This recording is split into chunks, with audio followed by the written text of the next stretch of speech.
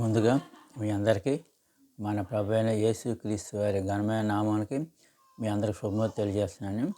అందరూ బాగున్నారు కదా.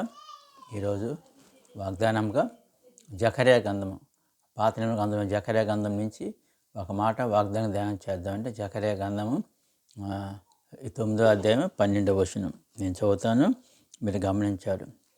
ఈ బంధకంలో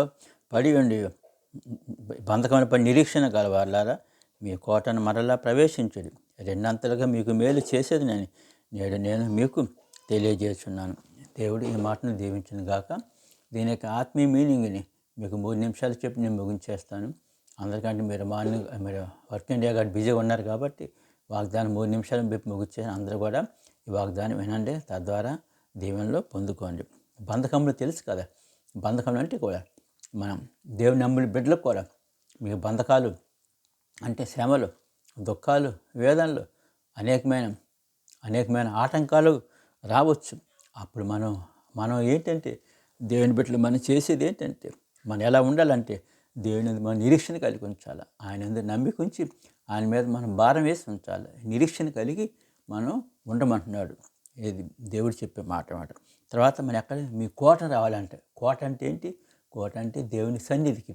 అంటే మీరు బంధకాలు, శ్రమలు, దుఃఖాలు వచ్చినప్పుడు చాలామంది దేవుని బిడ్డలు రకరకాల వేరే దగ్గరికి వెళ్తున్నారు. మీరు అక్కడికి వెళ్ళకుండా నా కోటలు అంటే నా సన్నిధికి, కోట అనగా దాని ఆత్మీయ మీనింగ్ అంటే నా సన్నిధికి రండి, నా సన్నిధిని మీరు ప్రవేశించండి, మీరు నాకు మొరపెట్టండి. నా సన్నిధి ఏంటంటే దేవుని సన్నిధి.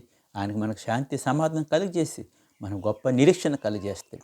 కాబట్టి అప్పుడు దేవుడిచ్చే మీకు అవగాహన ఏంటంటే మీకు రెండంతలుగా ఏదైతే నువ్వు కోల్పోయావో, నువ్వు పాత జీవితం అన్నీ కోల్పోయావు గత జీవితంలో, ఆ కోల్పోయి మొత్తం కూడా తిరిగి నీకు ఇస్తాడు. అంతేకాకుండా నీకు రెండంతలు మేలు చేస్తా అంటున్నాడు. నీ శరీరంగా కావచ్చు, ఆత్మీయంగా కావచ్చు. ఏదైతే నువ్వు కోల్పోయావో, నువ్వు కోల్పోయినంత కూడా మన ప్రభువైన యేసుక్రీస్తు వారు నీకు తిరిగి దయచేస్తాడు.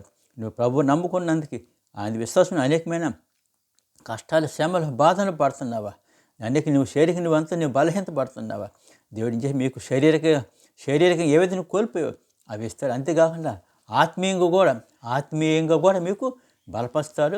మీకు ఆత్మీయంగా అంటే శాంతి, సమాధానం, సంతోషంతో జీవించే భాగ్యం మీకు కలుగు చేస్తాడు. సో ఫైనల్గా ఏంటంటే ఈ వాగ్దానం బంధకాలు అంటే శ్రమలు, దుఃఖాల్లో, వేదనలు ఉన్న బిడ్డలందరూ కూడా మీరు ఎక్కడికి వెళ్ళకండి, మీరు నా కోటలో నా సన్నిధికి రండి.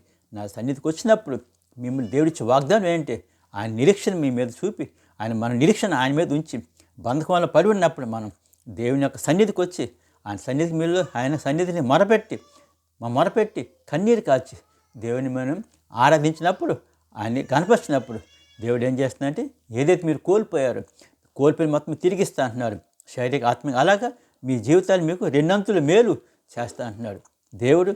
ఈ వాగ్దానం మన ప్రభువైన యేసుక్రీస్తు వారు మీ అందరి జీవితం నెరవేర్చమని నేను ప్రభుపేట మనం చేస్తున్నాను. Amen. God bless you all. Will meet tomorrow morning at 6:30. God bless you all.